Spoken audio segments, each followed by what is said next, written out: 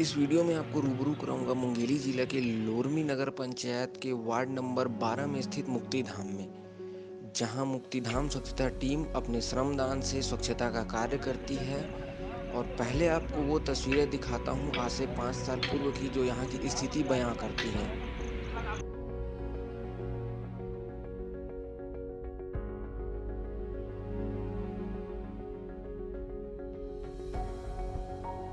पिछले 5-6 सालों में टीम की मेहनत और उनके श्रमदान से आज लोरमी स्थित मुक्तिधाम संवर गया है। इस यात्रा की जानकारी लेंगे उनके संयोजक सदस्यों से। नमस्कार, मेरा नाम है अभय गुप्ता और आज हम आए हैं लोरमी स्थित वार्ड नंबर 12 के मुक्तिधाम में, जो श्रमदान हेतु चर्चित है। यहाँ की जो टीम है वो यहाँ की साफ सफाई हेतु बहुत चर्चित है। आइए आज हम मिलते हैं उनसे, जो यहाँ की साफ सफाई के संयोजक एवं सदस्य हैं, जो प्रति रविवार को यहाँ साफ सफाई के लिए जुटते हैं। और आज भी हम यहाँ पहुँचे हैं, आज रविवार का दिन है।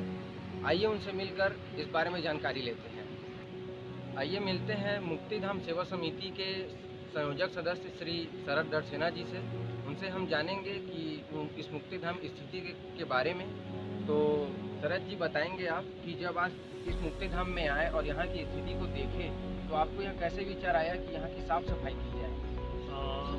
लगभग 7 साल पहले यहाँ की स्थिति बहुत ही खराब थी। खड़े होने की जगह यह नहीं थी। और जो भी यहाँ अंतिम संस्कार करने के लिए परिवारजन, सोफापुर परिवार के जो सदस्य हैं वो आते थे, वो अक्सर परेशानियों से जूझते थे और सोचते थे जरूर कि यहाँ कुछ न कुछ हमको करना है। लेकिन यहाँ से जाने के बाद वो कुछ करने के लिए नहीं सोचता।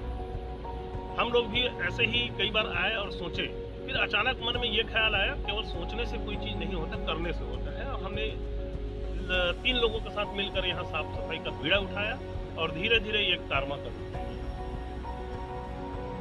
तो आइए मिलते हैं अब उनके दूसरे संयोजक सदस्य श्री सीलू जायसवाल जी से। उनसे हम यह जानेंगे कि जब आपने यहाँ साफ सफाई के लिए विचार आया, तो आपको एक टीम की ज़रूरत पड़ी होगी। तो आपने उस टीम को कैसे तैयार किया और उस टीम को तैयार करने के लिए आपको किन परेशानियों का सामना करना पड़ा? हम लोगों ने जब यहाँ काम चालू किया तो हम लोग सिर्फ 3 लोग थे। और 3 लोग हम जब यहाँ मुक्तिधाम की स्वच्छता के बारे में विचार करके काम करना चालू किए, तो इस बात को हम सोशल मीडिया के माध्यम से शेयर किए। सोशल मीडिया में ये बात आने पर हमारे साथ नगर के जो गणमान्य नागरिक हैं या नगर के जो समाज सेवी हैं, नगर के जो युवा हैं, वो हमारे साथ जुड़ते गए और हमको बोले कि भैया आपको जिस प्रकार का जो सहयोग चाहिए हम देंगे करके। और लोरमी के लोग बहुत अच्छे हैं, निसंदेह बहुत ही अच्छे हैं, और उन्होंने हमें सहयोग भी दिया।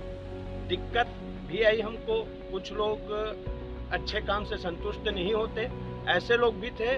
और हमारे काम को देखकर हमारी फजीहत करते थे। हम निकलते थे तो हमको देख के हंसते थे, लेकिन हम उनके हंसते थे या हमारी जो फजीहत करते थे उससे ऊर्जा लेते थे कि कहीं ना कहीं हम में कमी है, जिसके कारण ये हमको देखकर हंस रहे।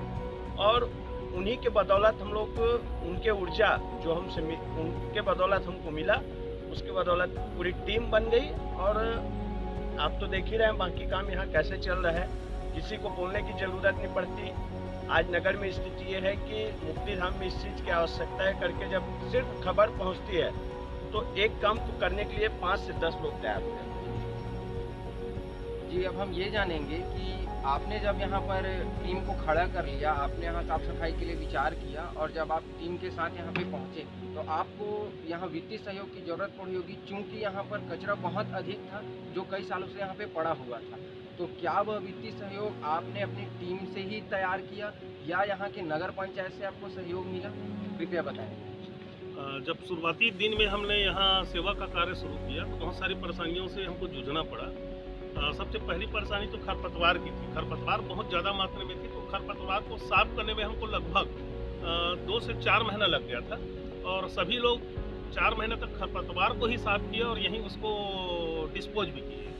रही बात कचरे की समस्या उतनी ज़्यादा नहीं थी, लेकिन एक समस्या थी हमारे पास कि पीछे का जो एरिया है वो एरिया कम से कम 1 हाथी के बराबर गड्ढे का समान था। अब उसको हमको समतल बनाना था, तो वहाँ हमको नगर पंचायत का सहयोग मिला। नगर पंचायत के द्वारा जो डिस्पोज किए जाने वाले कचरे थे उनको लाकर यहाँ डिस्पोज किया जाता था। डिस्पोज करने के बाद उसमें फिर मिट्टी डाली गई और मिट्टी डालने के बाद जन सहयोग से, पूरे नगर वासियों के सहयोग से यहाँ वृक्षारोपण का कार्य शुरू किया गया। इस कार्य में हमको नगर पंचायत, विधायक और जो गणमान्य नागरिक हैं, नगर के जो गणमान्य हैं, उनका सहयोग मिलता रहा, आज भी मिल रहा है। अब किसी काम में हम लोगों को कोई अवरोध उत्पन्न नहीं होता।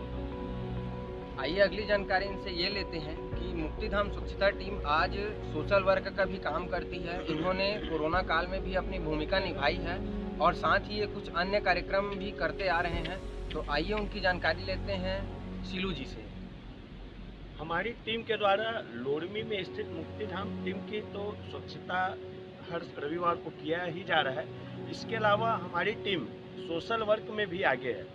अभी जब पिछले साल लॉकडाउन पूरे भारत देश में लगा तो लोरमी में हमारी टीम ने लोगों को जागरूक करने के लिए लोगों को चौक चौराहों पे खड़ा होकर लगातार सुबह से लेकर शाम तक खड़ा होकर उनको जागरूक करते थे, समझाते थे कि आप घर में रहिए। अभी पिछले 3 महीना पूर्व हमारी टीम ने लोगों को वैक्सीन लगाने के लिए भी जागरूक का काम किया था।